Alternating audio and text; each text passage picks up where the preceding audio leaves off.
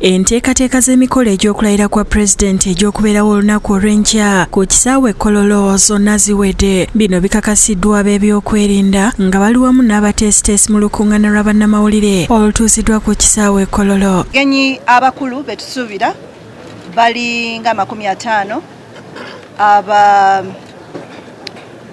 ba presidents banajja tusuubira wakati w'abantu 10 ne 15. Akulira essengejero lya mawulire erya Media Center Alan Kasujja agamba nti olunaku lw'enkya lwa kuwummula okusobozesa bannansi okujaguliza awamu ne President Museveni era asabye abantu okukuuma emirembe. Naye tukuumire eddala eddembe kubanga enkya lunaku lukulu nnyo. Kasujja era asabye abantu abatasobole kugenda Kololo okugobera ebinaagenda mu maaso ku Bukedde TV. Uganda tasobola kujja wano ekololo okubeera naffe.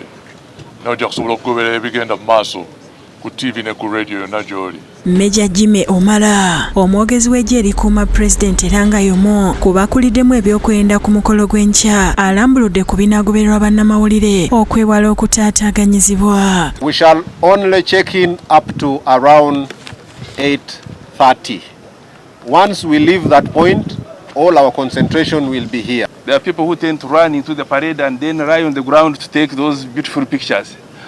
This time around, members that will not be allowed. Abanabeera Kololo bonna baakugabulwa. Omwogezi wa poliisi mu ggwanga Kituma Rusoke akakasiza nti ebyokwerinda biri gulugulu nga ne weekitwe bannansi tebasaanye kutya. Ategeezezza nti waakubeerawo okutaataaganyizibwa ku makubo agava ku kisaawe Entebbe okwanguya eby'entambula eby'abagenyi abayite wabula nti kyakaseera. Tebafuna kweraliikirira nti airport nzigale nedda.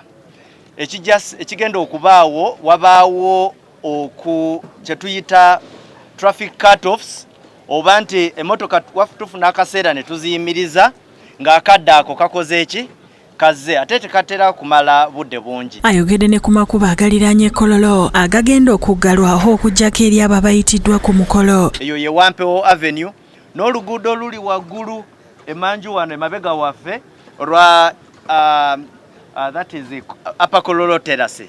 So mujja kusanga nga tukozeewo some blockades naye kyemulina okumanya nga baba guidinze gate y'abantu babulijjo eri wali eno gate gye tuyita eneyingira okuva ku Protea eyo ye y'abakungu abayina ne invitation card. Asabye bannansi okugoberera amateeka okwewala okutaataaganyizibwa. Zese enguudo bulungi kubanga tulina abagenyi ate nekyamulina okumanya nti tudeployinze traffic police n'abasirikale abalala ab'enjawulo.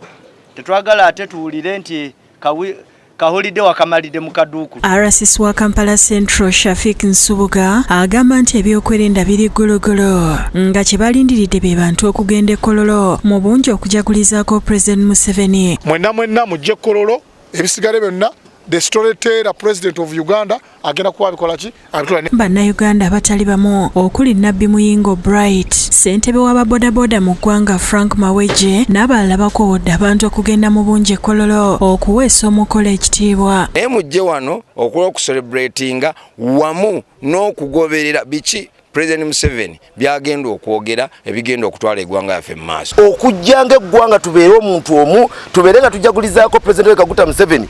Ekitutwala kimu kyokka kubeerawo kumukubira mizira kubeerawo ku muntu gwe twawa akalulu kaffe. Mu balala mwe mubadde abakunzi b'ekibiina kya NRM okuli Mama Muzeeyi Akiiki nga nabo bakunze abantu okuggwera e Kololo. Nkunga abantu mwena mu Uganda yonna n'ebweru wa Uganda. Wanga tulina abantu bafa abali Congo, abali Rwanda, abali Kenya, mwena tube kintu kimu entaro tuzireke zone byone bibaddewo kati tubyerabye. Ingire Kololo tusobole okulaba nti no omwagala waffe tumuwa amaanyi tumuwa vibe. Ismail Nsubuga ne Disan Mutyaba be bakusakidde eggulire lino ku Bukedde TV.